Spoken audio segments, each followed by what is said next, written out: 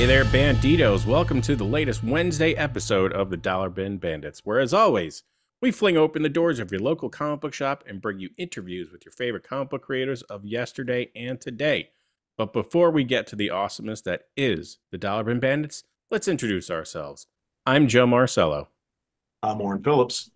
I'm Mike Farah. And today we're bringing you just a really interesting interview with a duo that I would say are just absolute workhorses as it pertains to everything that is their comic.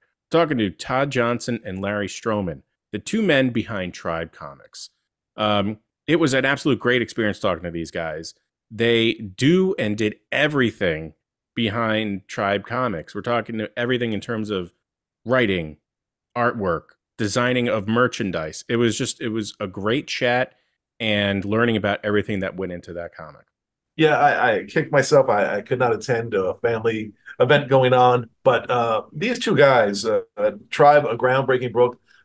Todd's writing for it was spot on for what they wanted to do, and of course, Larry Stroman's art. Larry Stroman, one of the best in the business. To have them both on to talk about this, what an absolute thrill! Yeah, it was a super fun chat with these two gentlemen. Tribe, early 90s, part of maybe the second wave of Image, and then went to other publishers.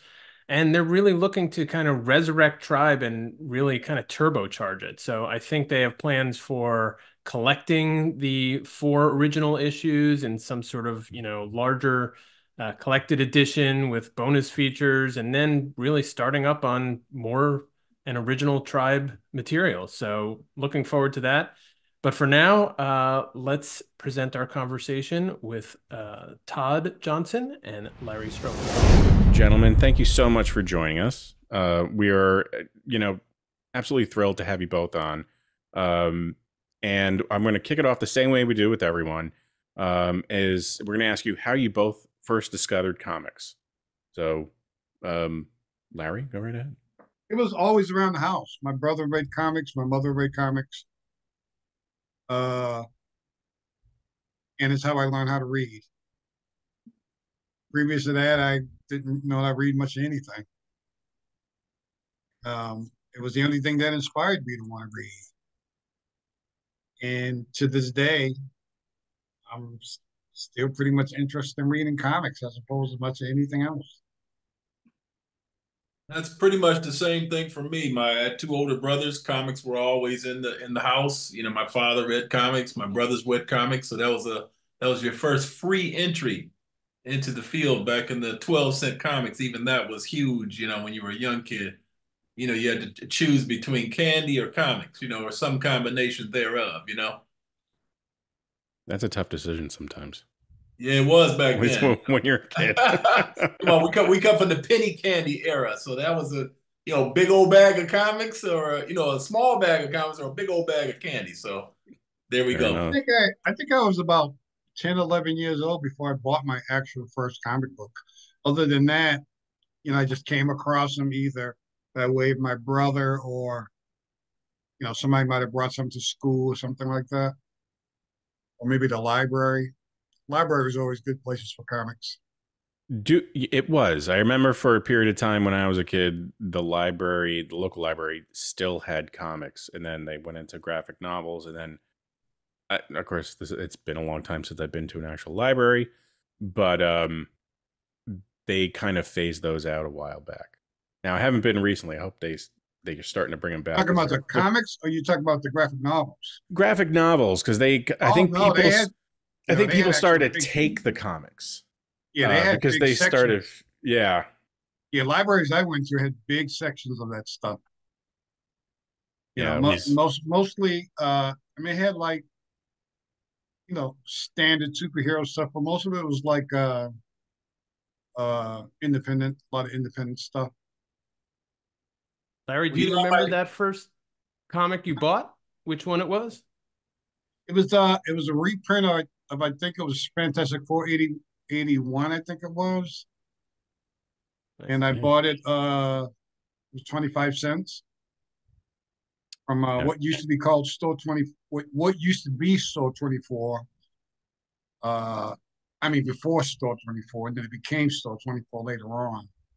that was my first introduction to actually buying anything. Yeah, mine I believe was Incredible Hulk 1 to 15 with the leader on it. Oh, that's cool. And back then, I might be dating myself. You could go to like thrift stores and stuff, and they had piles of comics where people had tore the covers off. I think that used to be a way that they would get credit back. Newsstands could get credit, and all they had to send back was the covers. So then they would still have the body of the comic there. And that was just junk. That was nothing. You could pick up, 5 for a dime and things like that. Nobody cared. And so you just started reading, reading, reading. And then I think the first mindset is when your collector mindset clicks in, when you want things pristine and you want the cover and you want everything to look nice and you're putting it on a particular shelf, because this is all before backing boards and bags and all this. So you had to find a nice spot in the closet where, people weren't throwing shoes on or whatever. And then when you start collecting, that's when the whole thing just blows wide, because you have to be a completist on issue numbers and crossovers and all that kind of thing. Oh, the Hulk was in this issue. And so now you go start doing the Hulk. So each thing branches off into other characters that you meet in the book that you're reading. And all of a sudden you got to have it. And then you get houses like yours, Joe, where there's stuff all over the place.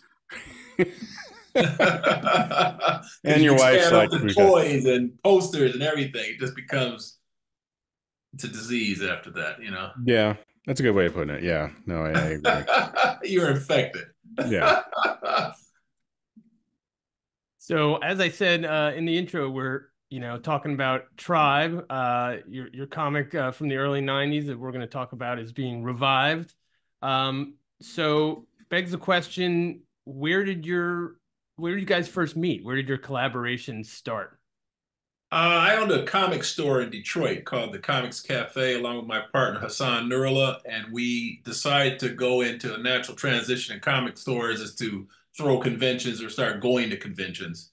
So we threw our first little convention together, trying to get more attention on the comic shop. Larry Stroman was one of our first, what we called, beyond the local guests. You always have, Detroit has a pretty good margin of, creators here. Arvell Jones, Tion Walker, Keith Pollard is from here, Gary Quapez. There's a lot of guys here, but you run out of them pretty quick. People have seen them at other shows and things like that. So our big plan. And Mark Dudley. And Mark Dudley, yep. So our plan was to go national, and Larry's one of the first guests we invited, And from there, we just became friends. That first show was Larry Stroman, and one of the first shows was Larry Stroman and Bart Sears and Richard Case, I think, who was on Doom Patrol at the time. I can't remember which book he was on at the time, but he did, Richard Case in A Stranger Style. Bart Sears, we thought we were doing something with Bart Sears and Larry Stroman. It's like, woo, we're about to hit big. And so how did that make its way into an actual creative collaboration? Did you just, take to Larry with the idea for Tribe, or? No, it was just the opposite. We were friends for probably 2 or 3 years before Tribe. And I'll let Larry tell you the story of how Tribe came about and how I got involved. Well, when I kind of got hooked up with the guys over at Image, they were asking me to do a book, and they asked me, what was I going to do, and I said, I have no idea. I said, I'll get back with you. So then I thought about it for a little bit, and I'm not a writer myself, so I just called up Todd and said, hey, you want to write a comic? And he was like, okay. So people always ask, well, what was Todd's experience in writing comics? He had no experience at all in writing comics. He didn't have any experience in writing much of anything, except some poems and stuff like that. And but at the time, everybody was just doing whatever they wanted, basically, as far as creativity and putting people together. And some of it turned out to be a complete disaster. Some of it worked. So in that case, it just happened to have worked, at least for a little while. So the idea for Tribe, was it did you just luck out having to just, you know, go to Image, or was this shopped around at all, or you just kind of hit the ground running with Image as it pertains to it? No, We no. good. What I just said is Yeah. I was asked if I wanted to do a book for them with them, and I said okay, and that's how Tribe came about. Okay. Okay. And Understood. I didn't propose anything to them or anything.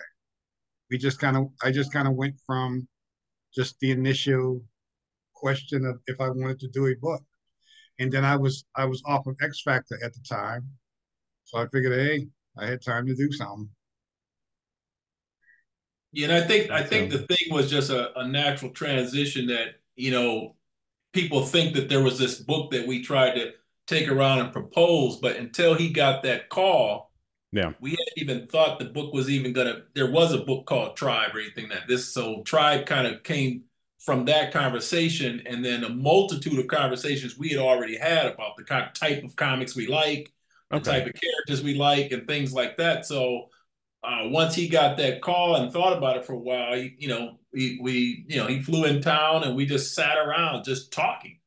And Tribe kind of formed out of that. Even the name. I mean, we had dozens of names. You're floating around. Hey, what about this? What about the dollar bin bandits or whatever? You're saying whatever you want to say. And then everybody, he might poo poo something, I might poo poo something, and then eventually we just say, okay, yeah, this, we like this, we like this, we like this, and then he started drawing characters even before we knew exactly what the book was going to be about or anything. So we did a few shows.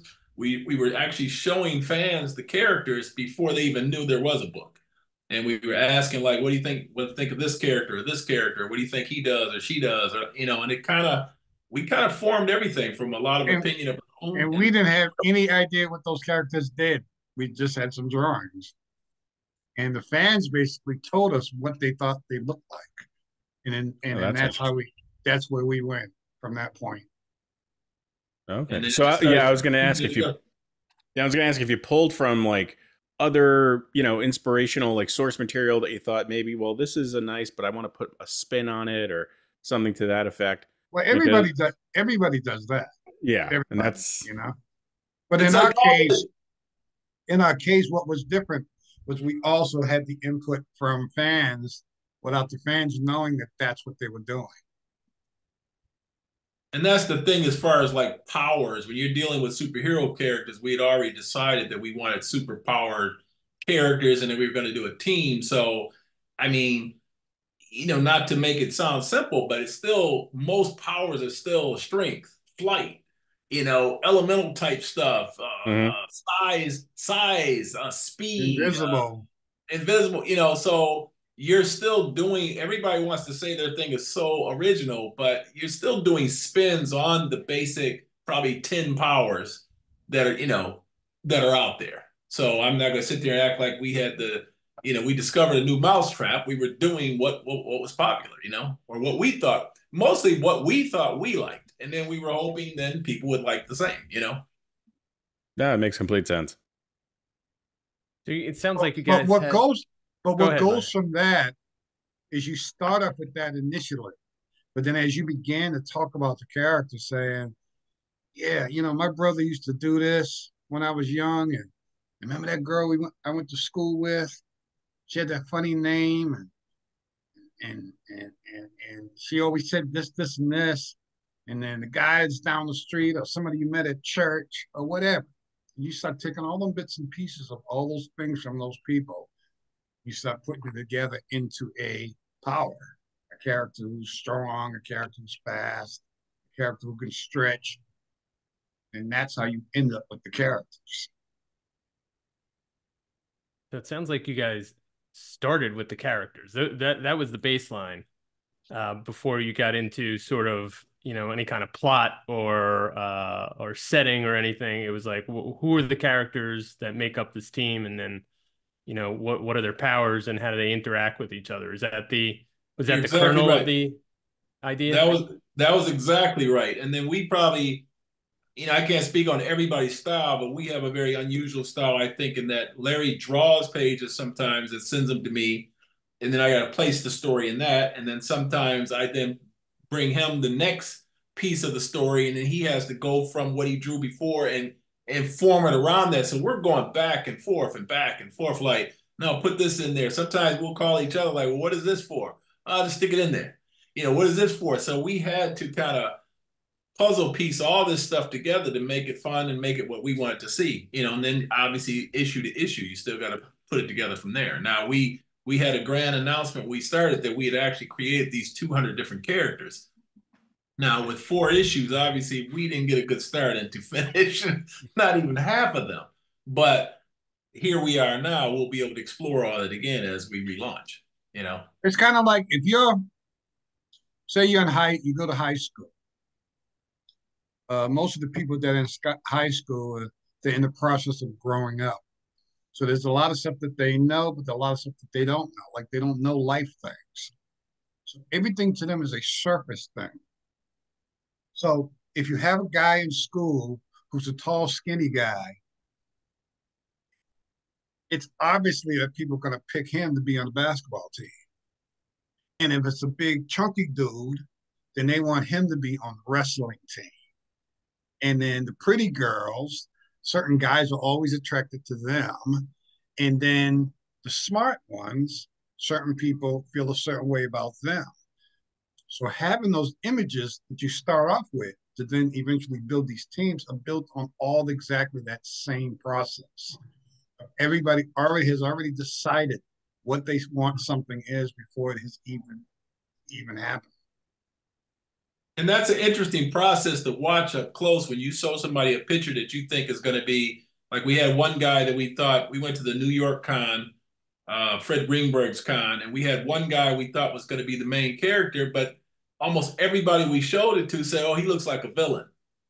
So it's like, okay, he's now the villain, and that was a very interesting thing, just showing people a page with just a single character sitting there. They'd say, oh, that guy looks fast, or that guy looks dangerous, or he looks like whatever they said, we kind of just took notes and thought about it and laughed about it and asked questions, and there it was. So you guys are doing focus groups without really knowing they were focus That's what I groups. was about to say. There you go. And without having to pay either. It's volunteer work. Got to be careful that doesn't get out now, because people will be like, oh, that was me. That was my idea. Right, I did that. Okay, that's your limitations. Too bad for you guys. Yeah. As I was looking through the comics that I have, the initial issues of Tribe, I noticed, in fact, even in the back of the first issue, you guys are already talking about the trading cards. And I would love to know, like, how did that fit into the whole stew of, starting this universe of Tribe? Was that also something where you were like focus grouping like a bunch of characters, or how did that all fit in? We had a lot of characters to deal with, but most of the avenues in which we wanted to go, we kind of wanted to be branded all in all different directions. I mean, obviously everybody wants to have a cartoon, a TV show, or a movie, but back then we were thinking more about merchandise and the things that mostly were around back then. The big thing were cards and posters and stickers and things like that. And then both me and Larry always liked gear and stuff, so we started right off with hats and T-shirts, and a lot of the things we designed within the comic are ancillary brands of their self. Like we have an ongoing nightclub in there called the Hype Club. So so we had gear for the Hype Club, and one of the guys is a professional boxer, so he had a gym, and they would train at their own gym. So then obviously the gym has a name, and then the gym had gear. So then we had sweatshirts and hoodies and all sorts of things with that. So we were always thinking to just have everything have all type of brand extensions and things like that, and it just worked out, this is all pre-internet, pre-cell phone, pre-everything. So you had to promote on the ground, unfortunately it's different now after 911, but we were hauling boxes through the airport and shipping stuff all over the place. And sometimes, we laugh about, you get to a show and maybe the show didn't turn out attendance wise as good as you want. You got all these damn boxes. It's like, oh man, I want to carry this stuff back. So we just learned different methods of selling and upselling and, discount selling, whatever we had to do, we did not want to come home with the stuff we brought, you know, and that's on top of cases of books and your display and everything else. We were a two-man show. We didn't have a crew or a team, anything like that. We figured out things on the ground as we went, and got better and better at it, through the years.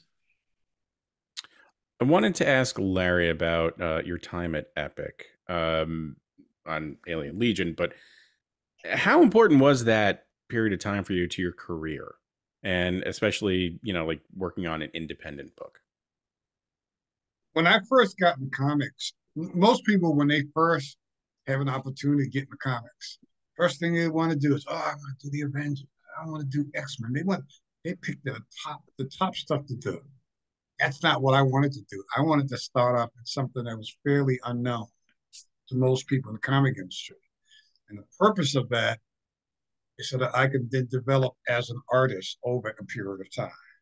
So I got on that book, and I had made a lot of mistakes in the process of learning how to draw, learning how to tell a story better. And that actually lasted for about 7 years doing that book. So when I came out and I started doing more high profile books, and I eventually got on X Factor, people who were just like the normal superhero comic readers, people were saying, where did this guy come from? This new guy that's working for Marvel now. Where did he come from? And I'm like, man, I've been around for like 7 years. So it worked out in that I got to learn that process. But a lot of people come into the business wanting to go on top stuff. They get on top stuff, they do 2-3 issues, and then they're off the book, and nobody ever hears about them ever again because they couldn't figure out how to solve the drawing problems or writing problems that they would have liked to have been able to, because they're now under pressure of doing a monthly book. I tell them, man, you did it completely backwards. It's always like most of the early guys in comics started off working as people's assistants and other things, and they eventually worked their way up until they eventually got on a book. But people are moving so fast these days that they never get the chance to develop. So like it's the same way as you have an opportunity now for so many people to do their own books and raise their own monies to do their own books. But then you read the books, you're like, man, these books don't make any sense. They don't make any sense because they never knew what they were doing in the first place, because all they were doing is trying to imitate what it is that they liked without really figuring out how to actually do what it is that they liked. When would you say, or do you know when that period would be, when in your career you felt the confidence creatively, you've refined and kind of established your style to your work, and you felt, okay, I've arrived and this is me, and I am, for all intents and purposes, I'm kicking ass doing this. Like, because, you hear a lot of, at least, we've spoken to a lot of artists, and, they go through their, early stages, their trials and tribulations as an artist, trying to do, like, kind of what you just described, trying to define themselves artistically. They take a previous look or style from another artist, and they put their own spin on it in some cases. Others, they just have something totally different out of the box. And, it takes some time for them to kind of, rise to the occasion and become who they are artistically. Do you feel there was... The thing is, you're going through this constant struggle of trying to figure out what to do, but then at the same time, you're trying to figure out how to separate yourself from what you've been doing all along. Because what you've been doing all along is just simply repeating what other people have done. Yeah. Like a particular artist, you want to copy his style, you think it's cool, then eventually you hit a point where you're like, I'm tired of people saying my stuff looks like this guy's stuff. Right. So then you now have to go through this another whole long process of separating yourself from that person or those couple of influences and just putting some other stuff together. And the point in which it all works is when people are no longer accusing you of stealing somebody else's stuff. They say to you, man, you have a really unusual style. I have no idea where it came from. That is one of the greatest things that an artist could ever hear. So at the point in which I got on X Factor, well, it was a couple of other books before that, but when I got on X Factor, I had separated myself from all of that stuff that I was influenced by previous to that during the years that I was doing Alien Legion. So people looked at it and it's just like, man, I've never seen anything like this before. Where does this come from? And there were people who loved it, and there were people who didn't like it at all. And it was all because it was different. But the good thing is, after all the years have gone by, some of the same people said they didn't like the way it looked. Said, I gave it a second chance, and I looked it over, and I realized it's just some interesting stuff. That's for me as an artist, that's like the greatest feeling on the planet. Next to getting paid, of course. I would say that's up there. That's like the greatest. But getting paid is also a thing, because I always say to people, the point in which you are a professional is when someone else has decided to take some money out and give you that money for that thing that you made. Yep. A lot of people don't get that. A lot of people just don't get it. They're like, oh, well, my friends told me my stuff was good. My mother told me my stuff was good. I'm like, that's nice. That's people making you feel good. But until that complete stranger comes up and hands you some money for something that you did, you're not a professional. And that's really the simple definition of just going from amateur to professional, that somebody else is willing to pay for what you're doing. I don't care what the service is or what the skill is or whatever. When somebody else wants to put a value on it, now that's up to you to decide whether it's worth $1, $10, $100, whatever increments. But sometimes when somebody wants to pay you, you are now a pro.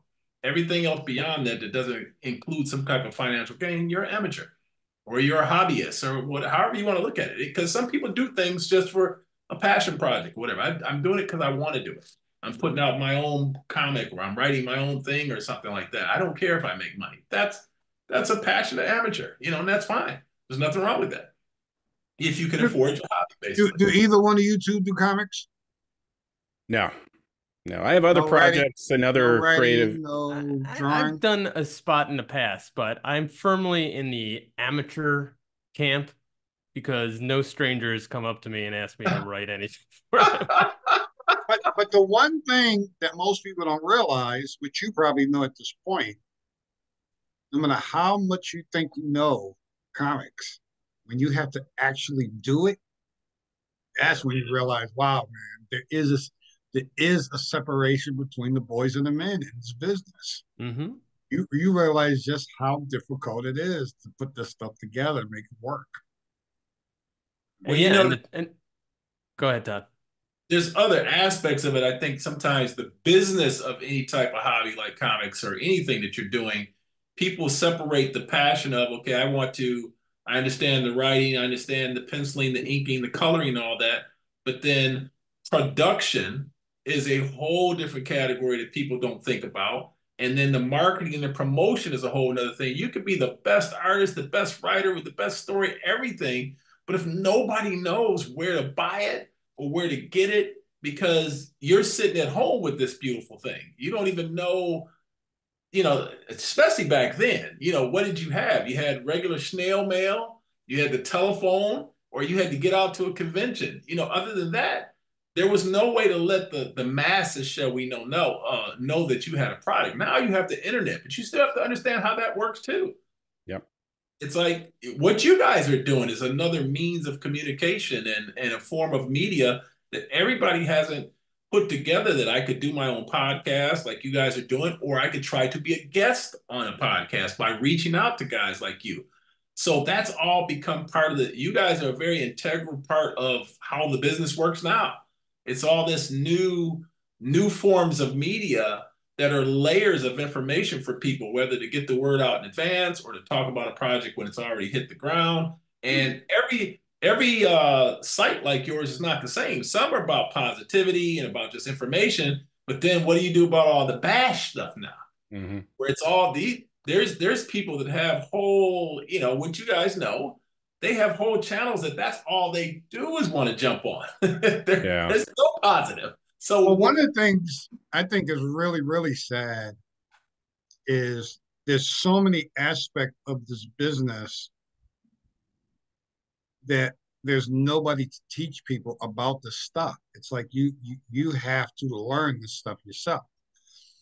So you have somebody they will go through the process of writing a story, then they get somebody to draw it, they get somebody to color it, they find a printer, they do their Kickstarter, and they put this book together, and now happy because these boxes are sitting in the house of this book that they put together. And then they go and they pay money to get themselves a table at a show. And they'll set up at the show and they sit there with this blank look on their face and nobody's come over to buy this stuff. So they're like, well, what's wrong? What's missing? So the whole aspect of now being able to sell the book is something that nobody tells people, you know, that's all part of it too. They don't think that. They think all they had to do is make something good and that's it. And then they come back home and they're upset. I mean, I know a guy who went and sat up at a show and brought his family down, got a hotel and all that other kind of stuff, and paid for his table and all that. Had all the stuff printed up, and all together he spent about $1,400 for his whole setup. He's all happy and proud and stuff. So he goes to the show for 2 or 3 days. By the end of the show, this guy made $10 altogether. So now, what do? You're in that kind of a situation. Mm-hmm. A lot of people just stop. They stop. They go and they do another job. And then the other people that are left over, they're struggling trying to stay in it.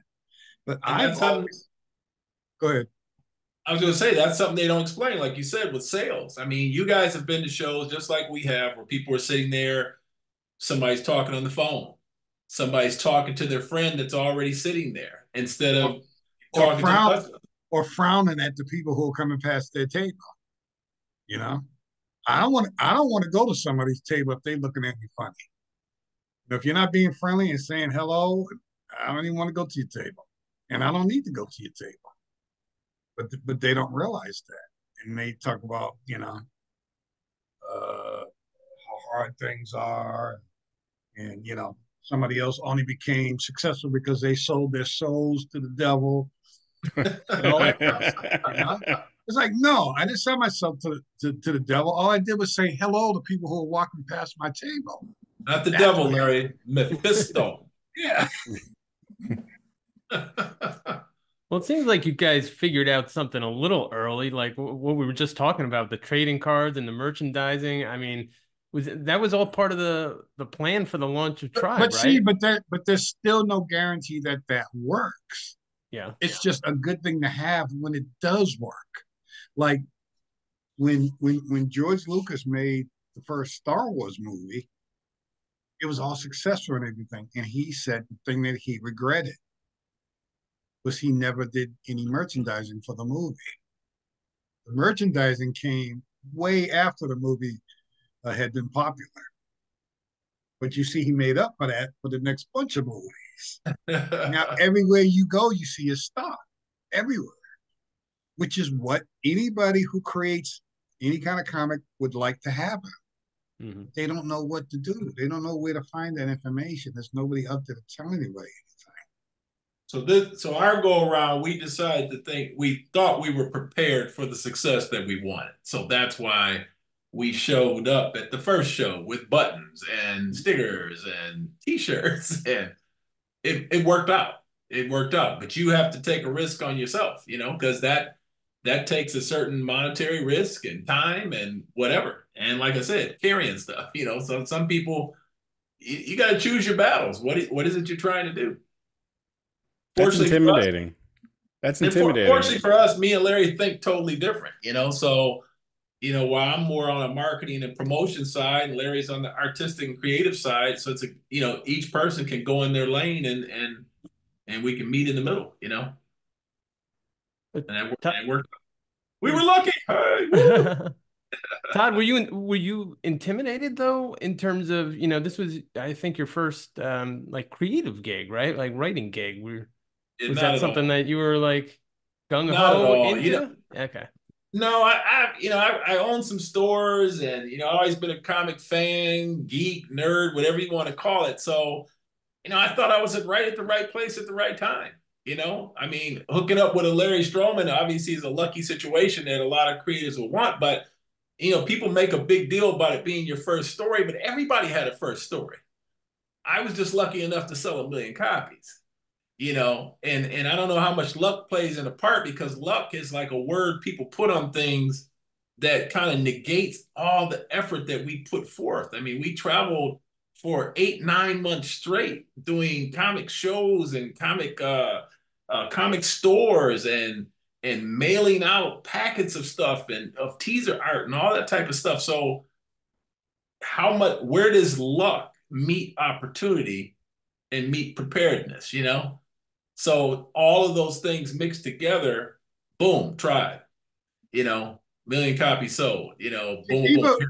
people think I'm joking when I say that during that whole time period, me and Todd is probably eating at probably half the Denny's that exist in America, Don't forget Subway. because that's all that was ever around to eat when we got anywhere. If it Yeah. wasn't Denny's, it was Bennigan's or Hooligans or whatever. So what ends up happening is, you're going through this stuff with your body, whether you're in a bunch of different time zones or you're constantly eating what's in front of you. You don't get to choose what you eat. And a lot of times when you go to the shows, most of them shows are terrible as far as feeding any of their guests, and this is stuff you got to battle with all the time. So you have to always be conscious of your health. I mean, I've been to shows where one of the shows I went to not too long ago, a guy almost fainted on the ground because of the condition that he was in, not sleeping right, not eating right. And this is all something else that's all part of the job that nobody ever tells you about. It's just something you got to figure it out for yourself.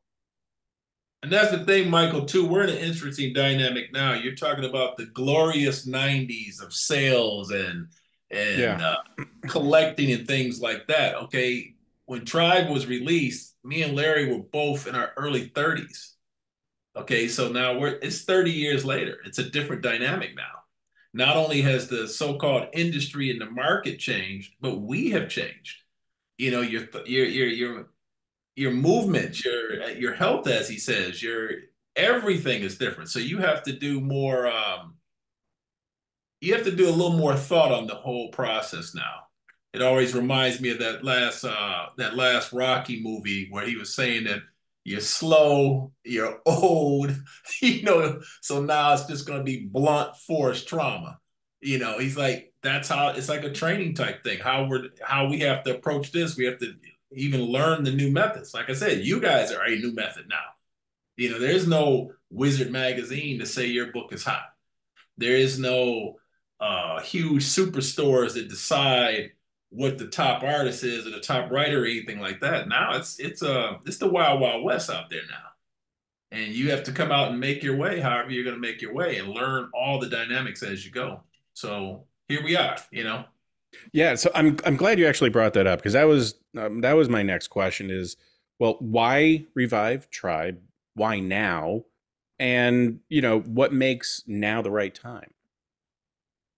I don't know if anybody ever knows what the right time is. Now for us it's a legacy situation where it's been 30 years. It seems like a huge milestone. It seems like every year one of us or both of us was getting a call for an interview or a conversation of what happened to Tribe, or you go on social media now, and we see things where somebody have a thread talking about bring back Tribe and all this type of things. And some of it's flattering, some of it's honor, some of it's like pressure. I mean, you can call it anything you want. I mean, look, the very nature of your show, what compelled me to even reach out to you guys, was like, the dollar bin bandits. I mean, that's what people you say, I had a guy tell me that, oh, Try is nothing but a dollar bin book. You're like, oh, okay. So it's just interesting how people can count you out, but then there's a whole another contingent of people that can't wait to see you. So your tribe, you have to find your tribe. Find the people that are going to vibe with your tribe, to use our own word for that.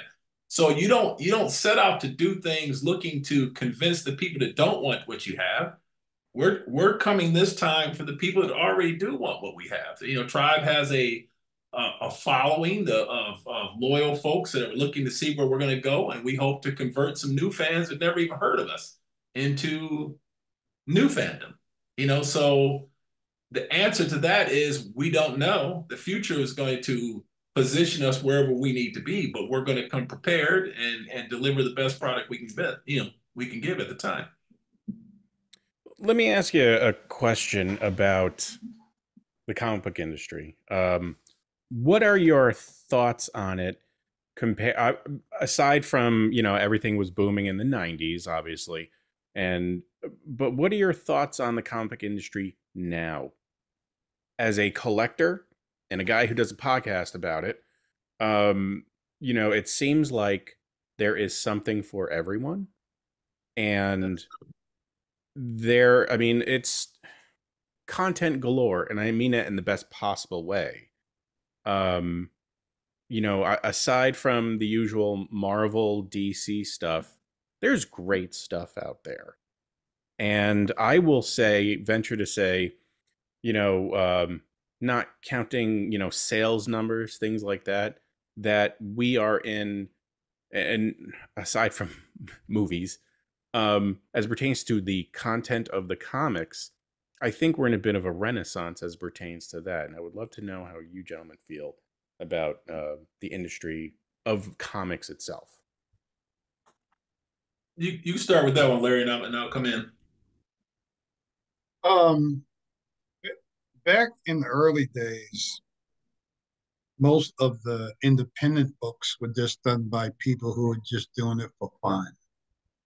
So it really didn't matter what it was they came up with or whatever. They just did it for fun. And a lot of stuff wasn't put together so well. The quality of the paper or the printing or any of that kind of stuff wasn't all that great. But now everything can be flashy, great paper. You don't have to go to a company anymore to get them to publish your stuff. All you have to do is just set up some sites and people, they pay you to do this stuff. It's just fans. So that's completely different. I don't know. I don't know if the ideas of a lot of this stuff is any better. It's just done better. And the unfortunate part of all of it is comics just cost way too much money these days. I mean, back when comics were 20, 25 cents and stuff like that, you can just go and buy an endless amount of them and just enjoy them for what they are. And now, because of all the collector stuff, I mean, there's books that people buy that they don't even know what's inside of the book because they never even, it's sealed in a piece of plastic. So I think psychologically that it's just not. I just don't think it's a. I just don't think it's a great thing for a person who's a comic fan. It's great for the business if somebody's buying a bunch of this stuff and paying a bunch of money for it. For an actual comic fan, I don't know. And as far as what you were saying about the independent stuff, I've always read independent stuff, always. From way back before people even knew that there were independent comics. I was always reading that stuff. I remember getting books from Japan that was still in Japanese. So I didn't even know what it was I was looking at. I just liked the way it looked. And any opportunity I ever had of leaving America to go to someplace to a show, the first thing I do is go to a bookstore and buy a bunch of comics from whatever they had there. So that was always the thing for me. It's just that now you have easy access to that stuff. And again, like I said, I just wish it was cheaper. I wish there wasn't so much infighting with so many people about so many times. I think what you said as far as it being a renaissance, I think that's true for fans. Mm-hmm. I think, but when you take the three segments of the market, which would be the fans, the creatives, and then the companies, I think now when you look at on Facebook or you look at all the Instagram and people's what's the other one? Twitter, what is it called now? X. X. There's things like this endless and battle about the buzzword is always industry. Mm-hmm. Like fans and create everybody's concerned about the industry when it used to just be fans were just people that showed up wherever they bought their books, whether it be a bookstore or a comic shop or whatever.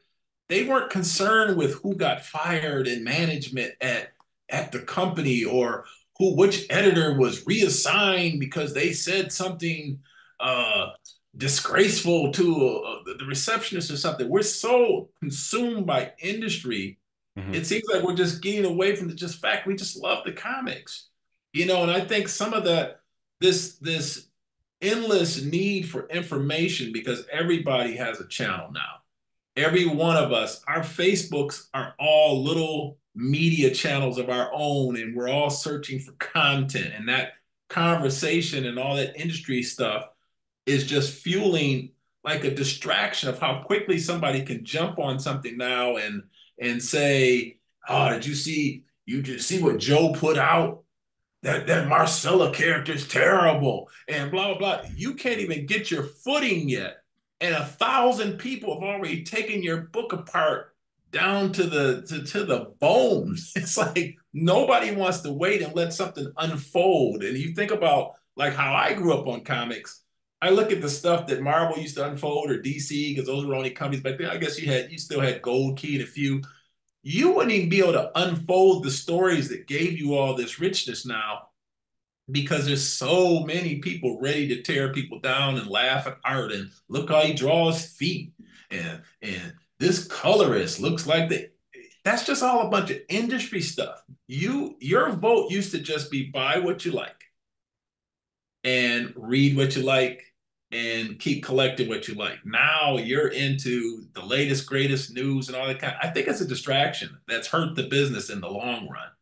And I don't know where that's going to go. I think the model continues to change. I think we're seeing like almost an implosion right now where it's really like a survival of the fittest type thing. You read articles about retailers complaining about sales, but then there's other retailers reporting record profits, So I think there'll be a shrinkage again before there's another growth. And I know that's horrible Mm-hmm. to say that, but there's going to be more closing and more companies going out of business and more creators leaving the scene, or even collectors that can't, like Larry was saying, nobody can afford all of the stuff anymore. So how I used to collect, or a lot of my friends used to collect, you can't even collect as many brands as you used to unless you have a huge budget.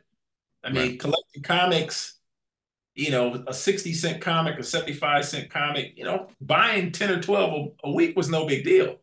But now when the books are $5 or $6 a piece, you got to look at your budget a little bit now with food and utilities and all these different cable bills. We didn't have all this stuff.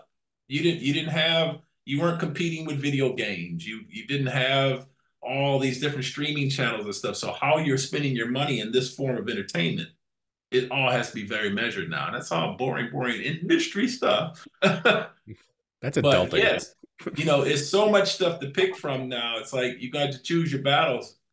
Grab Yeah. a couple books and enjoy them to the end. I I downloaded some books from a site that I will not mention, and of just some book that I was interested in. It was a series of Green Lantern books or something like that. So it took like a week for this stuff to download. So when it was finally done and I opened it up, for the one single story, it was like 500 comic books. I'm like, I don't even know when I've read 500 comic books, but this is just one single story. And each one of these books like $4 or $5 a piece. How does anybody keep up with this? It's like if you're not rich, it's just there's no possible way you can even finish a story anymore. So that for me personally is one of those things that I'm just like, man, I mean, what do you do about that kind of thing? What story was that by any chance? I think it was called Darkest Night or something like that. See? He has part of it. Yep. This is my absolute favorite. Yep. Yeah. So what you do have to save a lot of I have a lot of shekels to yeah. that thing. And I So saw what made you guys, obviously, like you said, during the pandemic, you decided to come on the channel. What is the goal of Dollar Bin Bandits? Like you guys are creatives just in a different avenue. What are you trying to do with your channel? How do you feel you fit in with the industry and such, you know? I mean, I think we are an outlet for creators and those that have worked in and around comics and are still working in and around comics to basically to give their insights. And it's almost like a historical thing. I feel like we're sort of doing kind of a what's it called, a vocal or talk history of comic books through the creators, right? Okay. And okay. so we want to expose the creators and thoughts behind their creations and their process and their craft, and for everybody to sort of understand, the minds behind the things that we love so much, which are these comics, right? We do have sort of industry types on every once in a while, but it really is the creator that's kind of our focus. And I think that's kind of our bread and butter, is to really give an outlet for creators to say their piece and to be celebrated, because I think the movies are celebrating the characters and some of the storylines that are coming from the creators, but I feel like they don't get the credit and the due and the space to say their piece. That's other almost than been these kind of outlets, That's almost been an unusual separation, for people like my mother and my brothers that knew I grew up with the comic thing and created comics. They think when they saw all these movies started to come out, everybody that's not non-comic related, they think this is a big boom to the industry. Mm-hmm. And they don't understand that some of the people that created these characters or created these storylines and stuff, some of them are getting nothing out of this. Yep. This is just corporate entities that are mining creative IPs just for gold, and a lot of people who are making these movies and stuff, they don't even read comics, so they come into it like, oh, that character looks cool, let me put that person and put that character in a movie, and fans are like, wait a minute, but that's not even an important character, but they seem to think, well, if it's not in a normal comic, that means I can take this character and I can do anything I want with it. So now it becomes something that's actually separated from the comics. And I'm sure you've noticed, like I noticed sometimes they'll go in, like I'll take one movie, for example, I think it was the Iron Man that had Mickey Rourke was playing the villain. Now you took that one villain and he had almost 3 villains power situations going on, and even the name, the Ivan Vanko name, but he was doing Whiplash, he did Crimson Dynamo, he did Titanium Man, he was all these characters, and that to me just shows there was just some people that were given some source material, and they said, oh, this would be cool, this whip thing is cool, and having one big huge armor, that's cool, and having this, so as a fan, I'm always been a fan of like the source material, and I want people to stick to it as tight as you can. I mean, if it doesn't make sense for a movie, I know you got to massage some things, but to just go off on some of the tangents they go off on, I think a lot of people don't understand. Like Larry was saying, these are people that don't even read comics, some of them, and they just do what they want to do. This is just they've been given a big body of work, and they say, okay, let's just mix and match this stuff how we choose, and these characters how we choose, and This is the new thing. And then I think over the long run, there's been no that love of this hobby that we've all grown up in. I don't think that love is there. It's like and when you just like any mining situation, after a while they're just going to dig. It's like strip mining, and when there's nothing else to dig, they're going to move on to the next thing.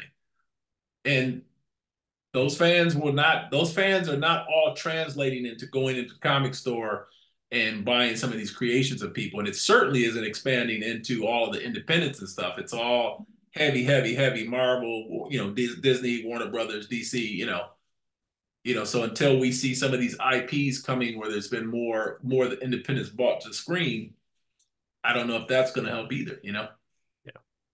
A lot of those stories and a lot of those comics have been optioned. Like everything in the world has been optioned, quote unquote. Yeah. But not many of them have come to fruition on the big screen. Well, that's the thing. We're all trying to make our thing as shiny as possible, so somebody does think it's shiny and say, "Hey, option," and that option can mean a hold of anything from $500 to $500,000. Yeah. And you still, with that option, you could just be sat on the shelf along with 20 other things. Yeah. 20 other shiny baubles that that they collect on their way to the next thing. And then you could be forgotten and your option runs out and then you go, oh God, who's going to make my movie now? What's going to happen now? So I don't think anybody has the answer for that. I think everybody's out there winging it, and you just have to be, passionate about what you're doing and try to deliver the best product you can deliver. And everything that happens after that, man, is just juice. That's just icing on the cake. So let's talk about your new upcoming product. Try to make it as shiny as we can, right? Yeah, we're making it shiny. So the revival of Tribe. So what exactly does that mean? Like what are we talking here in terms of Tribe? Is it a new mini series? Is it an ongoing series? Are you kickstarting it? Are you doing graphic novels? What form is this revival taking? Probably all of the above. I mean, we definitely want to collect the 4 stories we did before into a graphic novel form, only because, all 4 issues actually came out from 3 different companies with 3 different colorists and 3 different letters and 3 different papers and process everything. So we would like to actually, this is not going to be a reprint. It's going to be what we're calling like kind of a remix, like a revamp. We're going to, Larry's drawing new pages. There's going to be a single colorist that will color every page across the board. There's going to be a single letterer that will do everything for that uniform kind of look, and then all of it will be on the same paper and the same quality and everything. So that will be put together. And then the new stories will take place right where number 4, the end of that series back in the 90s, left off. We're just going to continue right from there. Just like Joe reached behind and pulled that big fat book off the shelf. That's what we want. We want one of them big fat books. You want a big omnibus? All right, cool. Yeah. There you go. And all these stories. See, the thing is with Tribe Tribe was 4 issues, plus a 6-issue preview and a book called Axis Alpha. So as far as having a room to breathe and room to go in all different directions, there's so many stories untold. We don't have the sky's the limit for us. We're going to hit the ground running, with all the, many of the ideas we had before and new ideas that we've had, obviously 30 years to sit around and think about, so stay tuned. Stay tuned. And with the help of the dollar bin bandits, we can sell some more books. Oh yeah. We'll be around. I mean, every time you put out a new edition of the book and a new issue, we'll be there. This type of thing, though, seriously, though, I mean, being on a show like this, anybody that you're trying to reach people, and this conversations like this that are candid and open, somebody out there can be interested just in what we're talking about, and they'll give you a chance. Now, that's not saying they're going to collect every damn book you put out, but they will give it a try. And if they like it, whether it be art wise or story wise or color wise or all put together, they will, that's how anybody tries to create a base, a base of fandom or something, will you take a chance, and as far as the Kickstarter thing, that's something that we're evaluating right now. It's what is the best way to, do you place it at a company? Do you raise investors, or do you just put it out there for Kickstarter for the whole public? I mean, Kickstarter is the ultimate let the public decide, because if you, whatever, you say you're trying to raise $10 and you raise $6, that kind of gives you a, gives you a snapshot of what's coming, right? Yeah, Yeah, for sure. absolutely. I mean, it really is, it's not only crowdfunding, but it's sort of crowdsourcing in a certain Oh, way, absolutely. right? Yeah. There you go. It's from the crowd to the mob. It's like they decide. Either you're ran out of town, or you're taken You're up on home. their shoulders. Exactly. That's exactly what it is. You're either up on the shoulders, taken to the town square to be celebrated, or they're taking you out with the mob and the pitchforks and torches. So let's think positive. Absolutely. We want to go to the picnic. So to that point, before we go, I want to ask you both, where can fans, where can they find Tribe, new incarnations of it? Where can they follow you gentlemen and the work you have going on? The best place to go right now to follow the updates and everything that's going to be announced is go to our Instagram at symbol Tribe Comic. And we also have a website at www.tribecomic.com. Okay. And all the things we're doing are going to be unfolding from there. Most of the bigger announcements are going to start happening in the next couple of weeks, as far as dates and times and schedule and things like that. And then we will start teasing artwork and our progress, because that seems to be the thing now. People, it's put up or shut up now. It's no longer that I put one fancy picture up there and then you wait and see, and go buy it. There's so many avenues that people can see the inside of books, or what your plans are and things like that. People crave information now, so you got to give it up.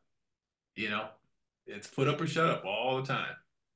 So that's where we are. We, this particular time, before we started teasing a bunch of stuff and setting dates and stuff, we actually started with the writing and starting with the drawing and stuff like that, because we want to have, by the time we announce, we pretty much want one of the books done already.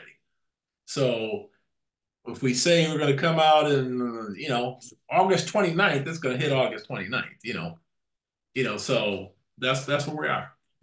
You guys will be one of the first. You guys don't know it yet, but you're part of the media partnership now. If you go to the website, your logo's sitting right there. Woo! Nice. So you're part of extended Tribe. You're part of the Tribe family just by answering the email. That's awesome. So tell Ryan it's his fault. And we're back. Love this interview. It was really interesting. I'm going to be quite honest with you. I didn't know too much about Tribe beyond the first issue. And I found this really interesting. So I'm definitely looking forward to all that, the future holds for Tribe. It's reissuing and, new issues going forward. Yeah, it seems like this is their passion project, and the fact that they've been doing it for so long and bringing it to different publishers, and fans have been, trying to follow it and have been loyal to the book. It's really amazing. Yeah, I was very interested to hear more about what went into the origins of the original series of Tribe, and how much Todd particularly put in and continues to put in terms of, promotional oomph behind Tribe. And he really is getting the word out. And, once the new stuff comes out, I'm sure you're going to be hearing about it every which way in your local comic shops, all over social media, all that kind of stuff. So please seek it out. Please support these two guys. And that'll do it for this episode of the Dollar Bin Bandits.